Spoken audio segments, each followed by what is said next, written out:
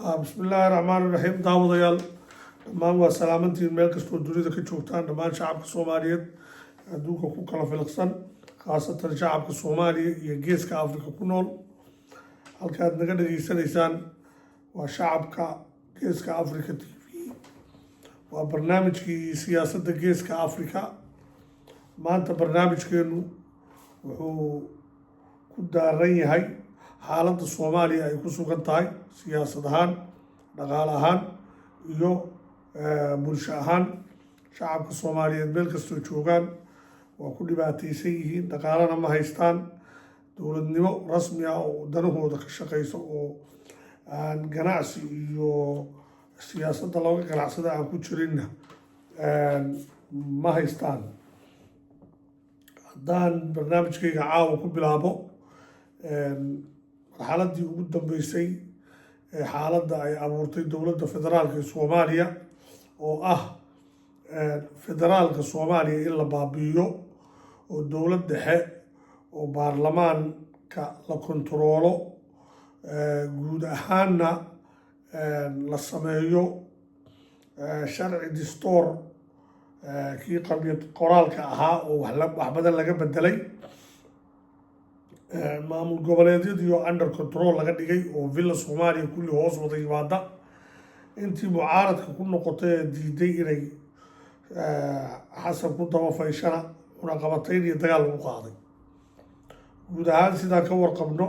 xaaladda guud ee dowladnimada Soomaaliya maanta aad bay u liidataa dowladda Soomaaliya ee federaalka ahna dee waxaynu maanta isu sharaxayno maaho waa dowlad hal nin oo diyaarad saaran ilaa uu halkaa nin talada dhexda soo dhigo oo ummadda Soomaaliyeed ay tashato oo ummaddu ay noqoto ummad bad iyo bariba taladeedu ay tala Soomaaliyeed tahay aan ahayn tala beeleed iyo beelo isbarbar urduyo is haysta iyo maamulo reero calama samaystay ilaa talada Soomaaliya ay ku soo noqoto ummadda Soomaaliyeed si miyir qabtana loo taliyo horta jaawareerka waa ku jiraynaa sidaa ka warqabtaan booqashadii xukuumadda Soomaaliya ay 3 bari ku joogtay magaalada Laascaanood oo buuq fara badan ka dhalisay Puntland iyo dowladda dhexdeeda oo dhinaca kalena buuq ka samaysay Somaliland iyo maamulka khaatumo ee Laascaanood ka jira iyo dowladda federaalka oo dhinac ah taasoo loo arkay carqaladeyn toos ah oo weliba ku baysgaraysan qaab qabiil oo ra-iisul wasaaruhu uu ku asturay 2 beelood oo wasiiradoodii iyo agaasimayaashoodii iyo xildhibaanadoodii u soo rartay iyadoo lagu yara dhex qasay 2 xildhibaan oo ka yimi Poland oo midna gabadh tahay midna uu yahay wasiirkii hore ee maaliyadda ahna xildhibaan Soomaaliyeed inkastoo aanan hubin hadda inuu xildhibaan yahay booqashadaas anigu shakhsi ahaan waan ka soo horjeeday sababta aan uga soo horjeedayna may ahayn in aan khaatumo ka soo horjeedo iyo inaan Somaliland la jiro iyo inaan dowladda Soomaaliya diidanahay inay gobol Soomaaliya ka tirsan official inay tagto maaha dalka Soomaaliya dhibaatooyin fara badan baa ka jira magaalada caasimadda ah 12 degmo weeye 12 degmo marba albaabada la iska xidhaa oo laamiyada la xidhaa oo la yidhaha waddan baa madaxdeeda imanaysa halkaasaa 24 hours iska xidhnaata waxaa markaa laamiga loo xidhayo hal nin oo waddan kale ka imanaya sida ka ra-iisul wasaaraha Ethiopia oo kale ayaa 24 hours 6 milyan oo Soomaali ah noloshoodii loo baabi'iya taas dowladnimo maaha in dad ajnabiya maaragtay la fadilo oo dadkeeniina la baabi'iyo taas horta dowlad maaha waxaa kaloo jira xaqdarro baahsan oo waddanka ka jirta xaqdarrada waxaa weeye nidaamka dowladnimada Soomaaliya oo dhan baa u baahan in la bedelo oo cadaalad darro xaddaafa ama maamul goboleed ha noqdo ama magaalada caasimadda ha noqoto gobolka banaadir shaqaalihiisa ha noqoto dhaqaalaha ka soo baxa ha noqoto madaxtooyada iyo dadka shaqeynaya ha noqoto shaqaalaha dowladda ha noqoto war dad baa jira aan koob shaha haysan oo soomaaliya ku nool oo soomaali ah oo muwaadiniin soomaaliyeed oo laga yaaba xasan sheekh maxamuud inay isku reer yihiin dad dibadda ka yimi oo dad ehela ah iyo dad saaxiibaha kule dowladda ayaa inta loo yeedho mushahar loo qoro oo dowladda kaararkeedu iyo aydiyadii dowladda iyo employmentkii la siiyo ayaa qofkii dibaddu iskaga noqonaya ama waaba xildhibaan maba soo xaadiraba wuxuu ku nool yahay waddan nairobi oo kale ama waddan shisheeye oo uu asal ahaan baasaboorka haystay dalka corruption levelka dunida meeshii ugu sarreysay baan maraynaa in muwaadin soomaaliyeed oo bilaa shaqo ah in muwaadiniin dibadda jooga xilal lagu taxo oo weliba qaarkood xilal mushahar loo qoro keliya ay tahay oo ID kaariya inta la siiyo ay hoteella iska degayiin oo shaqo qaban dadkii waddanka dhex joogay ee aan soo dhoofin ee aan helin jaanis ay meelo kale kaga shaqaystaan ee aan helin nolol dus dibadda ah oo ay dhisan karaan oon dhaqaale dibadda kala iman karaynin oo aan guryo ay dhistaan jirin oon dhaqaale haysanna waa ku camal laayihin waxay fadhiyaan darbiyada magaalooyinka oo dhan haddaad tagto gidaarada laiska fadhiya makhaayadaha laiska fadhiya ardaydii jaamacadaha kasoo baxday waa wada shaqo laayihin soomaaliya koono ka koono muqdisho ha ugu sii daraata ama magaalooyinka waaweyn ha ugu sii daraata calaa ayi xaal soomaaliya dowladnimo dhab ah kama jirto maadaama aan jawhar laami loo dhisin oo hoteel lahayn oo saldhigyo military iyo mashaariic dowladeed la siinin war sidee u fakiraysaan reer laascaanoodu 3 sano ka hor nimankii dhagxaanta dhigay meel kasta oo muqdisho ah maamul goboleedyada oo dhan dhagxaan soo dhigay wax ay fuliyeen ma jirto isaga ra-iisul wasaaraha laftigiisa markhaatigiga ah 3 sano maalintii la magacaabay meelihuu dhagax dhigay wax lacagoo loo qabtay wax mashruucoo loo sameeyey ma jirto maanta inta yaree reer laascaanood qabsadeene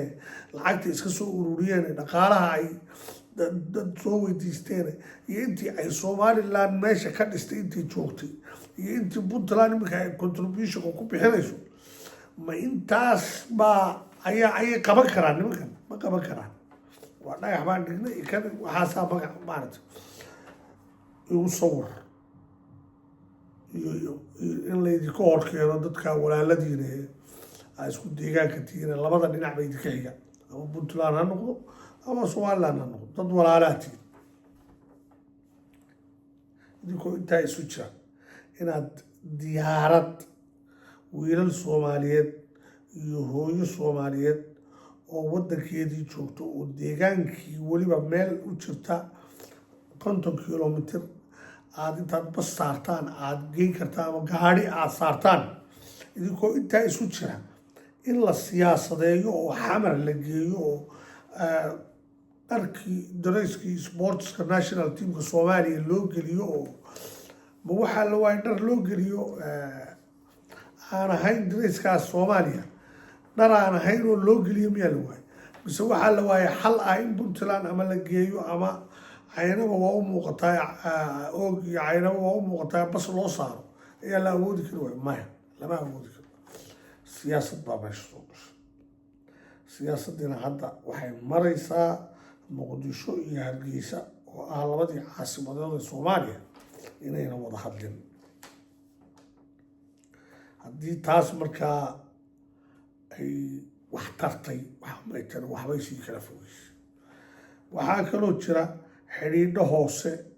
oo qabaa'ilka ka dhexeeya oo soomaalidu meel kasta xidhiidh bay wada leedahay waxaa jira 2 beelood oo wasiiradoodii iyo xildhibaanadoodii iyo mas-uuliyiintoodii sare wasiirka arrimaha gudaha iyo arrimaha dibadda iyo ra-iisul wasaarihii oo 2 beelood aynu naqaana waxba carabaabi maayo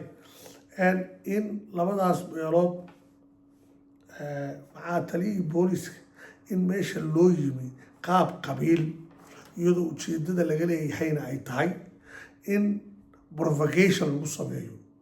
labada maamule labada dhinac ka kala xiga. provocationkaas wuxuu dhali karaa dhibaato ayna dowladnimada Soomaaliyeed next 10 years ka soo kicin oo power struggle la isku sameeyo oo lagu dagaalamo oo dagaalla ka dhacaan oo dhinac walba magaaladii Laascaanood ay siege gasho oo dhinacanba maartay dhibaato lagaga abuuro. haddii maanta uu Xasan Sheekh isku dayo doorasho inuu Laascaanood ka qabto dagaal buu ka ridayaa sababtoo ah Puntland oo aan la soo marin oo aan systemkii ku jirin oo xildhibaanadeedii iyo nidaamkii lagu kala bixin waxa way xildhibaanada gobolka Sool federaalka ugu jira kulligood dhinaca Puntland bay ka soo galeen intooda badan waana isla ognahay aqalka sare dhinaca Puntland bay ka soo galeen marka see u dhacaysaa iyadoo wixii laga heshiinin in doorasho oo sanadooda intuu soo dhigto Laascaanood inuu yiraahdo waxaan qabanayaa doorasho oo one man one vote xasan xaaladda uu wado waa xaalad iska horkeen xaalad abuur weeye markuu waayey Kismaayo nimankii joogay oo waayey Garoowe oo galmudug iyo uu isku aamini waayey Baydhabo ama Koonfur Galbeed wuxuu fakiray in uu filin dadka u daaro Laascaanood uu barnaamij ka furo hadduu ninkaasi officially rabo inuu Soomaaliya wax ka qabto shirweyne maamuladoo dhan isugu yimaadaan oo ummadda Soomaaliyeed wax garadkeeda oo dhan isugu yimaadaan talada qaranka Soomaaliyeed soo dhex dhigi lahaa oran lahaa sanad baa ka dhiman doorasho la isla ogol yahay aynu isla diyaarino sidii Sheekh Shariif sameeyey aynu isla ogeyn markii Cabdiweli Gaas iyo Xasan ku soo baxay doorashadaas markii dambana waa tii Rooble Farmaajo qaabkii uu hadda Xasan ku socdo markuu sameeyey waa tii Rooble uu dhexda soo dhigay ummadda Soomaaliyeed isugu timi inkastoo isaga laftiisu wax qalday laakiin wax badan buu saxay doorashadiina Xasan baa ku soo baxay waxaa la rabaa dalkan inaan lagu ciyaarin Soomaaliya Xasan Sheekh Maxamuud 70 iyo dheeraad buu jiraa waxa uu hadhay waa maalmo waxaa laga yaabaa inuu 2 sano ama 3 sano daba sii noolaanin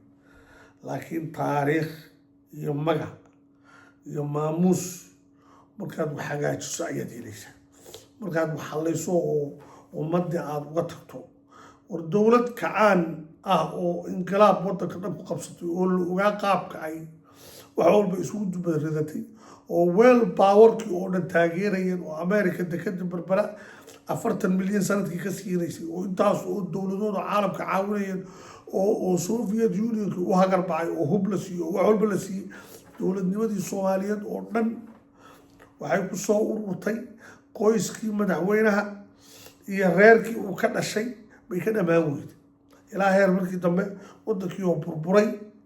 oo aan dabaqabad lahayn uu kala tegay taariikhdii kacaanka oo dhan waxaa baabi'iyey inaan waxba laga dhaxlin haddii dowladdaas kacaanka nimanka askarta 25 nin ee meesha qabsaday war hadduu ina Saleebaan Daflexta uu qabsan lahaa kursiga haddii ama Cali Sabatar uu kursiga qaban lahaa ama Maxamed Siyaad Barre wiilashiisa mid ka mid ah maslax oo kale ama Cabdiraxmaan Jaac Barre uu bedeli lahaa early oo haddana nin kale bedeli lahaa haddana waxaa la oran lahaa legacy bay ka tageen 5 madaxweyne hadday isaga dambeyn lahayn oo hal xisbi ah oo xisbigii kacaanka hantiwadaha kacaanka Soomaaliya 5 nin keliya ama 4 nin fiiri Syria oday baa haystay Xaafid al-Asad wadankii baaba'san oo isla abaaday haddana wiilkiisii maamulku wareejiyay Asad family tafsiirtoodii waa imika loo gaarsanaya taariikhna kama tegin waxbana kama tegin wadankii dhammaa ee fiicnaa ee dhisnaa ee wadanka caalamul islaami ugu xadaaradda dheer ahaa isaga iyo Ciraaq waa aragtay halka ku dambeeyeen waxa weeye nin tala iska maroorsada oo yidhaa aniga keligay baa talinaya war raggii hore cilmi baa laga bartaa taariikhda Soomaaliya soo martay waa in wax lagu qaataa hadda magaalada Laascaanood dadka ku nool gobolka Sool waa ognahay gobolka Sool Laascaanood kaliya maaha Taleex iyo Xudun waa magaalooyin yaryar oo dad badan kuma noola magaalada ugu weyn waa Laascaanood magaalada ku xigta waxa weeye Caynabo magaalada ku xigta waa Oog waxa weeye gobolka Sool wuxuu ka soo bilaabmaa Nugaal wuxuuna ku dhamaadaa xuduudka Karin Berbera iyo ay iska soo galaan Tusool iyo Sanaag iyo Togdheer iyo Saaxil ama waqooyi galbeed iyo Sanaag meesha iska soo galaan buu soo galaa isaguna afarta gobol xuduud bay halkaa ka leeyihiin 40 ama 50 mayl buu jiraa ama 60 mayl kilomitir ayuu u jiraa badda gobolkaas 27 magaalo ayaa ka tiriyay oo Sool ka tirsan oo Burco dhinaceeda waqooyi looga baxo dhinaca bari maaya waa dhinaca waqooyi hal magaalo degmaa kuma jirto waxa weeye in nidaam qabiilaysan degmooyinka Soomaaliya loo qaybiyo oo reerana la aasay degmooyinkoodii reerana degmooyin aanay lahayn iyo dhul aan dad badan ku nooleen degmooyin badan looga sameeyay cadaalad darradaasi waa ta dhashay dalkii lagu kala tegay oo la is aamini waayo hortii wax la mid ah maanta maamul baa sameynaya waa inaad la timaadaan shuruudihii maamulka aad buuxisaan haddii kale fawdada walaa tufsiduu fil ardi bacda islaaxiha maxaa muuse ku haysanay muuse waxaa ku haysanay war dad dhulkoodii jooga ha kula dagaalamina ka saar ciidanka waxay doonaan ha ku dhawaaqeen waxay doonaan ha dhisteen idinku maanta inaad tirahdaan dad kalaan fawdaynayna oo dad intaasoo dhan wax soo dhisayay baan kala diraynaa oo ciidan Soomaaliyeed baa intaan reero kale u yeedhana Soomaali waa reero koonfurta jooga inta soo kaxaysato keenaysaa oo aad ku weeraraysaa reer kale waxaas waa fawdadii Soomaaliya ku baabaaday magaaladaadii iyo deegaankaadii unbaa goob dagaal ka dhigaysaa markaa ciidamo shisheeya ama ciidamo meelo kale laga keenay aa keento Soomaaliya dowlad dhexe oo ciidan qaran leh ma jirto xoogga dalka Soomaaliya adeer 12 kun oo wiil oo isku reer ah baa Turkiga iyo waxaa la geeyey iyo meelaha wadamadan yaryar baa la geeyey waxbaa la soo scholarship-yada la diraa 2 reerood baa baxa ma reeraha Soomaaliya 2 reerood baa Soomaaliya ka kooban tahay ciidankeeda 400 oo sarkaal baa ayuu farmaajo xilligiisii darajo la siiyey waa 400 200 uu yahay 180 iyo xoogayna daarood bay ahay hal baa ka ahaa dir hal wiil oo kabtan laga dhigay basaasa wax ku qaybsanaa ma wiilasheenii baa qaarna Xamar iyo Hargeysa iyo Marka iyo Baraawo iyo Kismaayo iyo ay ku qatanaanayaan qaarna dowladda inta loo geeyo la soo tababaraya lagu dowladaynayo ma filaysaa markaa taasi inay noo wada shaqaynayso qaranka Soomaaliyeed wuxuu u baahan yahay warba askartii intay qabatay baa qaban kari weydeen nimankii askarta ahaa ee yidhi kitaabka Ilaahay ma rabno ee shuuciyadda doontay ma kala saari jirin wiilasha iyo Soomaaliyeed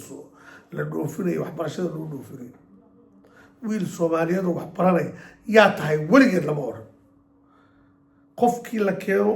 dharar iyo jibad iyo caafimaad leh askarta inta la qoraa tababar qaran loo diri jiro ma intaasaa garan weyday inaad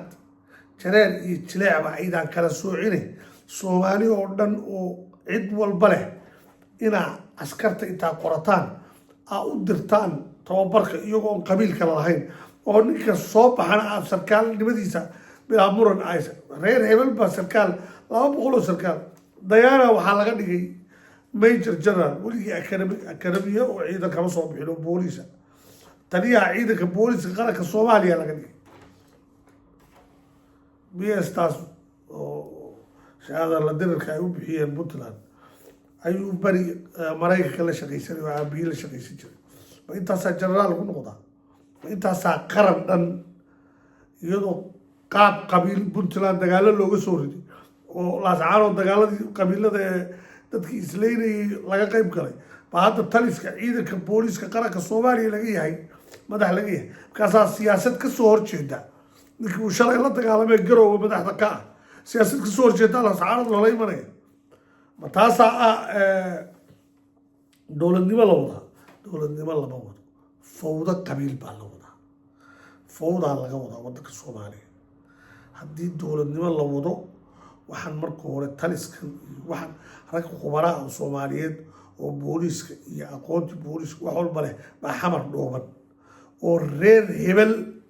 ahaan looga tallaabsadaa oo aan la siinin shaqada ummadda soomaaliyeed cadaalad bay u baahan tahay qodobkaas dowladnimada soomaaliya iyo dulmiga ka jira halkaasaa kaga baxaya xaaladda aan ku sugannahay amniga dalka soomaaliya xaaladda amni ee soomaaliya waxay maraysaa qof lacag haysta ama dibadda ka yimi ama xil qaran haya inuusan isku aamini karayn gaadhi ama bajaaj inuu raaco anugu waa raacaa laakiin weli maan arag qof soomaali ah oo arrintaa ka hadlaya amniga maaha magaaladu qarax kama dhicin muqdisho qarax muhiim maaha inuu ka dhaco laakiin waxaa muhiima xasan sheekh maxamuud iyo wasiiradiisa iyo ra-iisul wasaaraha iyo ku-xigeenka iyo xildhibaanadu xamar dhexdeeda baabuur intay iska haystaan ma dhex mari karaan maya amnigaas ma sugna waddanka goboladiisa 75% koonfurta soomaaliya waxaa ka taliya shabaab labadii maamul goboleed ee ugu dambeeyey dagaal diimeed baa ka socda waa puntland iyo hirshabelle galmudug waa laisla baaba-ayba shabaab iyo galmudug xeebaha iyo meel kasta waa laisla soo baaba-ay qabiil qabiil u galaa ma jiro magaalo u gashaa ma jirto reera hubaysan baa degan madaxda iyo dadka ku magacaaban xilalka galmudug oo dhan xamar bay joogaan galmudug haddaad maqasho xamar bay fadhidaa dhuusamareeb wakti yar baa la joogaa markay doorasho dhacaysa iyo marka arrin muhiima jiro iyo marka qabaa'ilka iyo shirarka muhiimka unbaa loo aadaa that's it xamar baa la fadhiya dowladdii xamar bay fadhidaa jowhar hoteel la seexda ma laha hal barnaamij hal mashruuc oo jowhar laga fuliyo ma jiro mashruuc beera lagama fulin mashruuc biyaha lagama fulin webiga in laga faa'iidaysta lagama balcad ilaa jowhar markuu webigu fatoo waa lagu kala yaaca waddanka madaxtooyadii meel u jirta intaa 100 kilomitr aan mashaariic laga fulin hoteelo lahayn oo maamul goboleedyadii waxba haysanin laasacaanood baan mashruuciyo dhagax dhigay 10 mashruuc waa igu sawiree wax qabad maaha ummaddaa la dawaqinaya jaawareed lagu ridaya xaaladda amni waddanka iyo gobolada 99% dowladda federaalka ee soomaaliya wax gacanta ugu jiraa ma jiro waa ka warhaynaa marka guri ama hanti lagaa haysto dadka soomaaliyeed waxay u gartagaan oo gartooda u dhiibtaan al-shabaab sababtoo ah iyagu corruption kuma sameeyaan hadda waa cadaalad darro shabaabkaas la leeyahay waa maxay ahay kelmad baa jirta ay isticmaalaan dowladdu ay yidhahdaa khawaarij khawaarij nimanka ay khawaarijta ku sheegayaan haddaad u tagto adigoo major general ama wasiir ah oo aad dacweyso wasiir kale ama generaal dacweyso ama nin madax ka ah xamar aad dacweyso ama guddoomiyaha gobolka banaadir uu ku boobo ood u tagto tiraa guddoomiyaha dhul iga qaatay taleefon baa loo dirayaa 24 hours ka bacdi hadduuna gurigaaga kaaga bixin qarax baa lagu ridayaa gabiisa waa la khaarijinaya how disciplined they are. They're committed. Cadaaladda, they are committed. Aniga aabbahay gurigiisii 2 nin oo aan shaqo ku lahayn baa kala gatay kaasa balbalaar iyadoo maxkamadda sare waxay diidilka xana fadhiyo waan maxkamadda tagay oo gobolka banaadir tagay oo meel kasta tagay oo ninka guriga aabbahay ka gatay nin kale oo aan guriga shaqo ku lahayn gurigaas ma gadna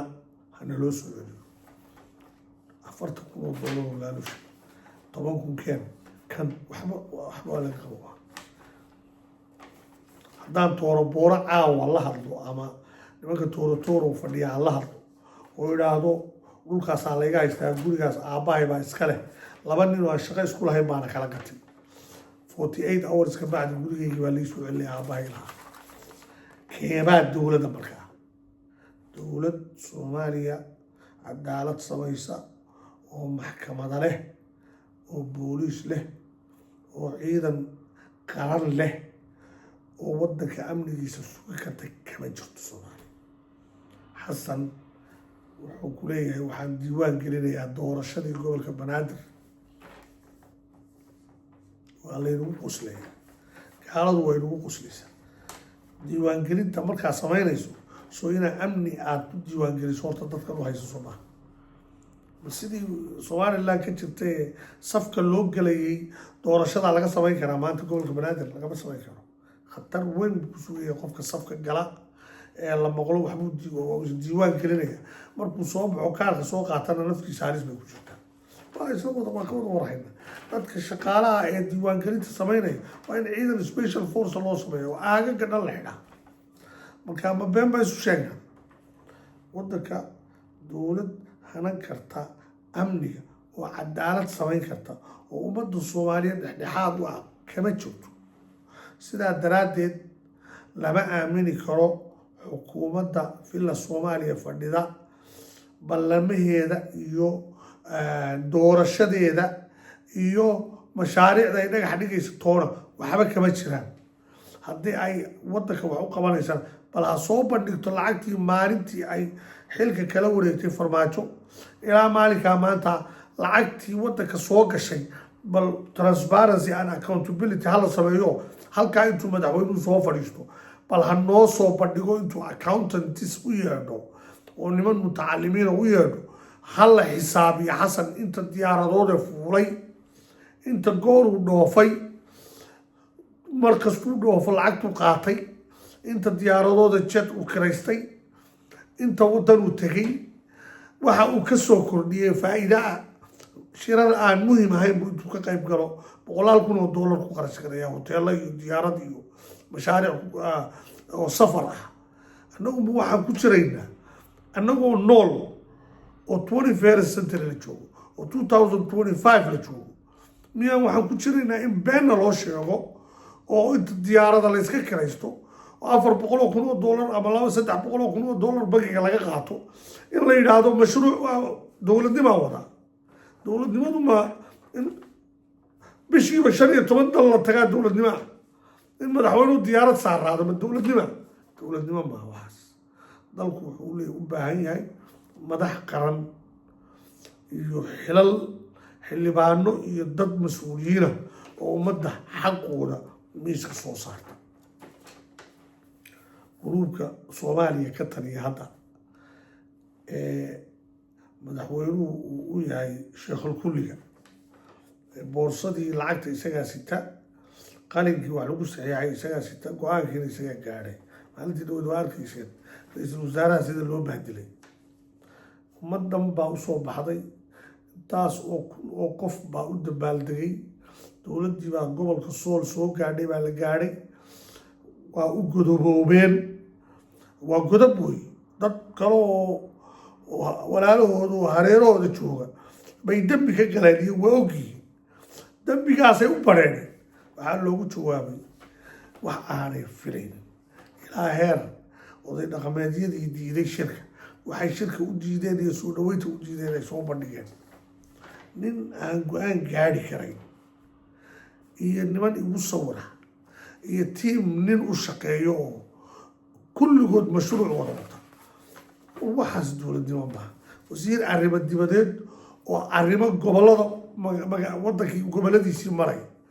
madaxweynihii oo la rabay inuu gobollada joogo shaqadii waddanka gudaheeda qabto wuxuu ku baqan yahay forum international forum niman uu mashruuc iska samaystay shir sanadla ah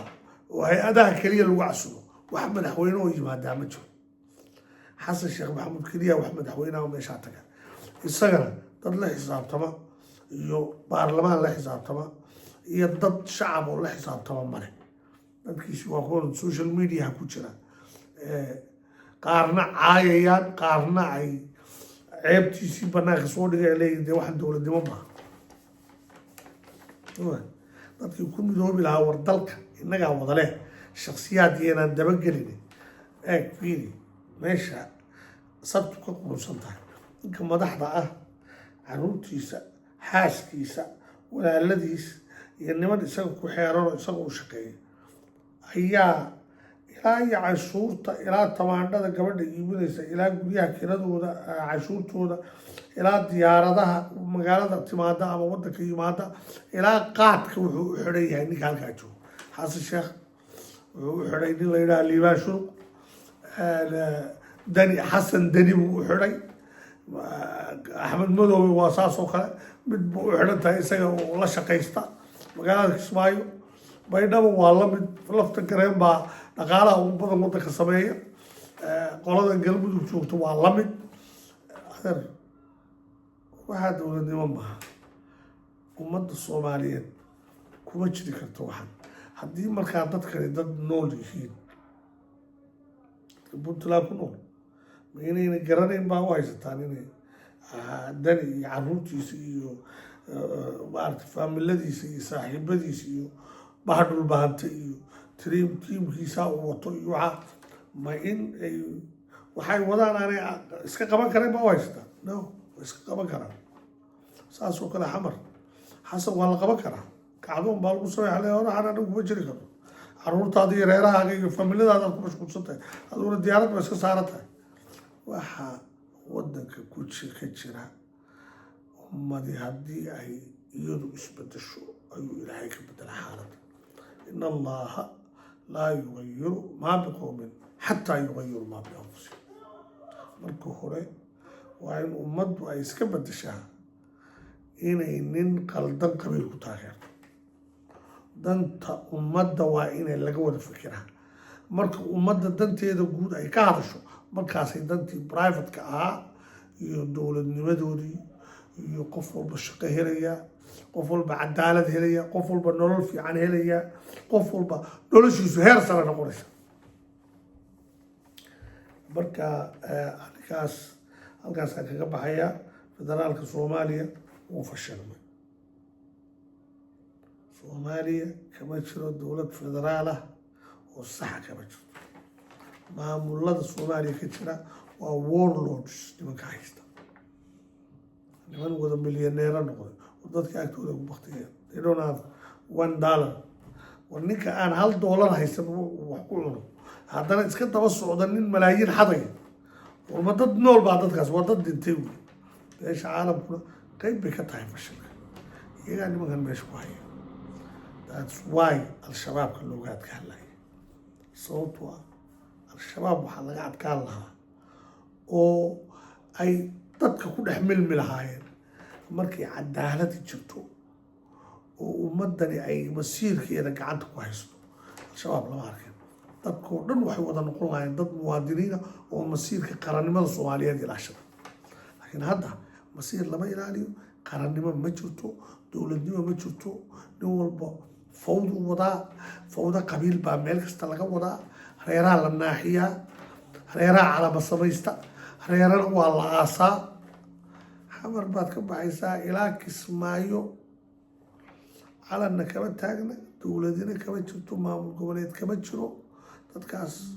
xitaa degmooyin 2-3 degmaa ku yaalla waana 15,000 oo tuulo 15,000 oo magaalo oo labadii webiba maraan ayaan waxbana haysan xaqna lahayn dadka ku nool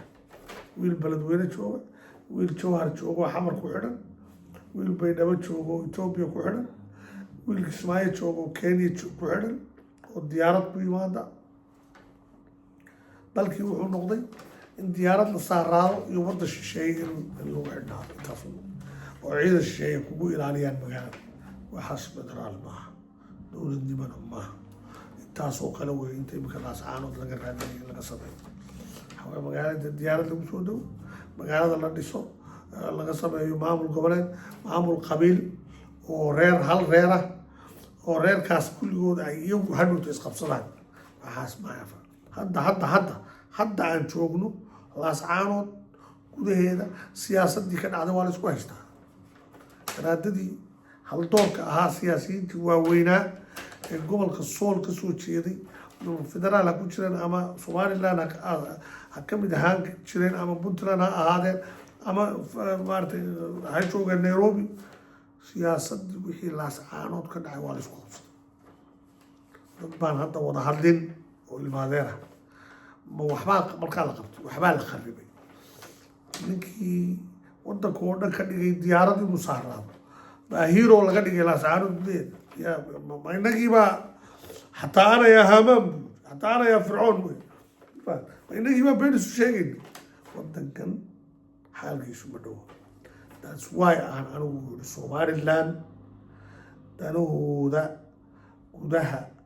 iyo nabadda inay ku wada noolaadaan sool dadka degan inay nabad ku wada noolaadaan oo ayna qabyaalad isku layn oo reera isu layn ayaa u dhaanta dowlad wax lala wadaago oo federaal lala samaysto hadda xamarka ma jirto waa xamar ka jira group gaangistara ah oo diyaarad saaran oo inta gudaha joogta cashuurta boobta oo qaab qabiilaysan u howlgala oo laba beelood kala ah oo beel walba beesha kale la tartamayso saddex maamul goboleed baa samay annagana saddex maamul goboleed baa leenahay waa less than 10% dadka la tawaqiyo 92%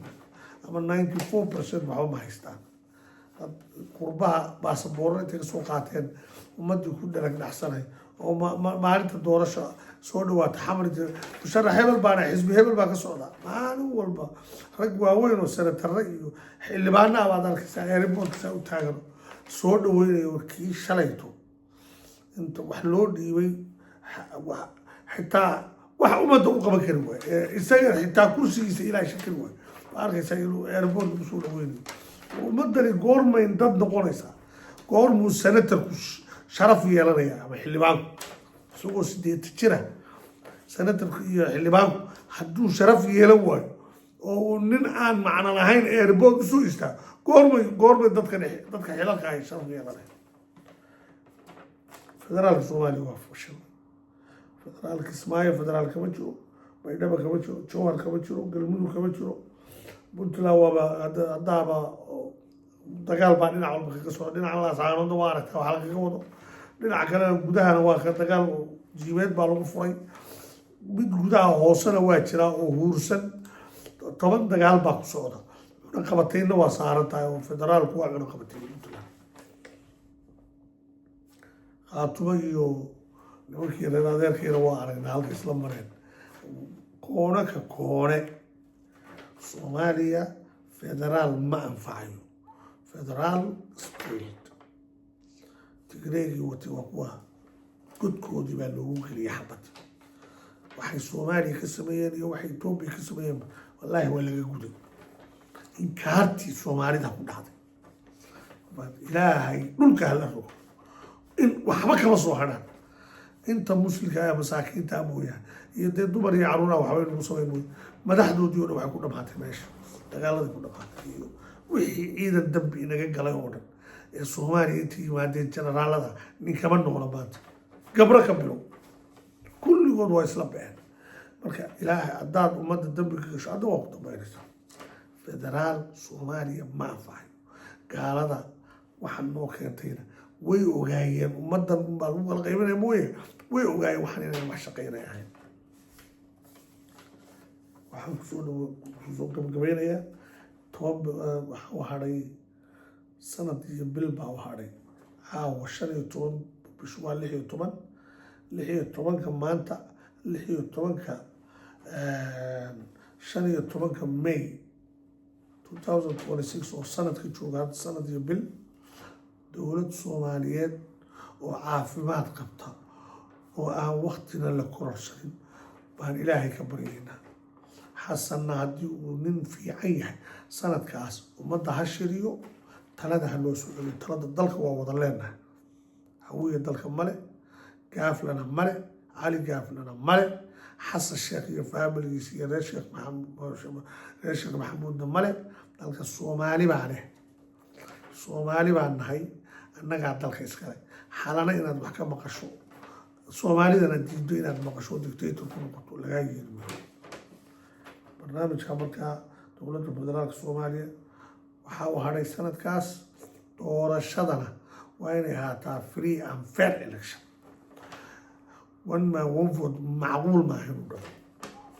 waxaa lagu noqonayaa xalane meel dhexdhexaada in lagu shiro oo haddii isbeddel dhacayo anigu isbeddelka waa ogolahay meel walba 5,000 oo qof hal la keena barxadda weyn ee Afisyooni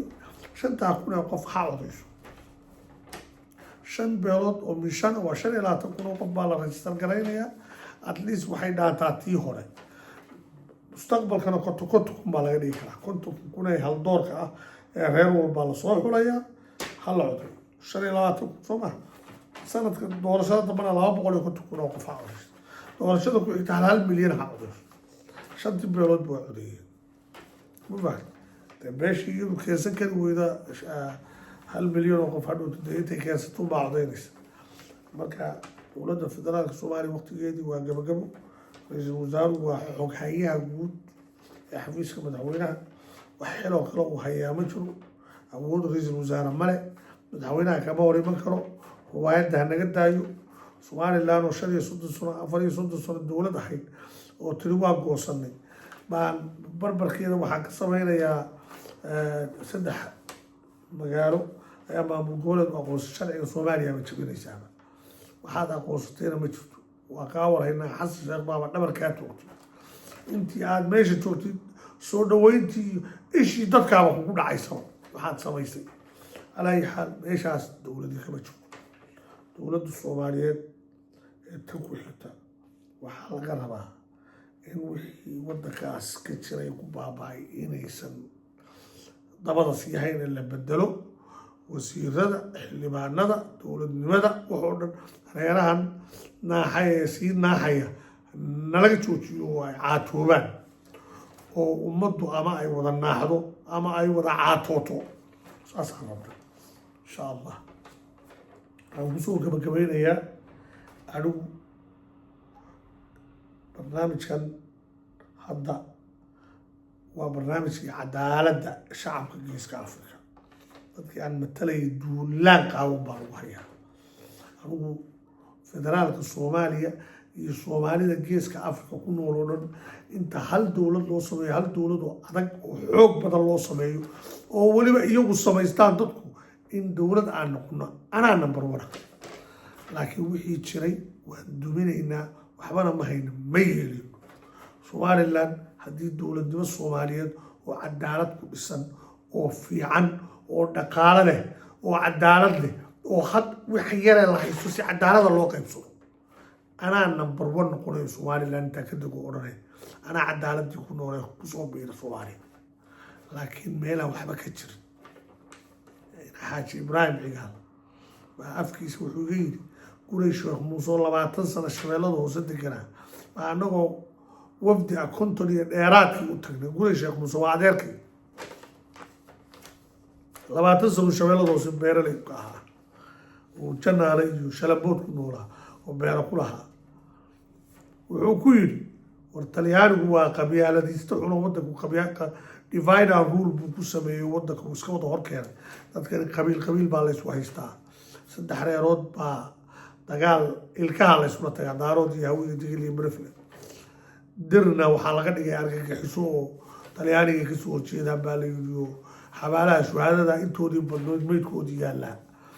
waxaad yeelaysaa qaarna duurkay galeen oo Itoobiya dhinacaas ugu gudbeen oo reer dhaweyd iyo nimankan gaadsiga ee Itoobiya saa u galay oo dhan waa raggii askarta ahaa la dagaalamay Talyaaniga wuxuu yiri dowladnimo meesha kama jirtee dowlad xorowday baa tiina war bal 5 sano ama 10 sano horta bal dowladnimadiina soo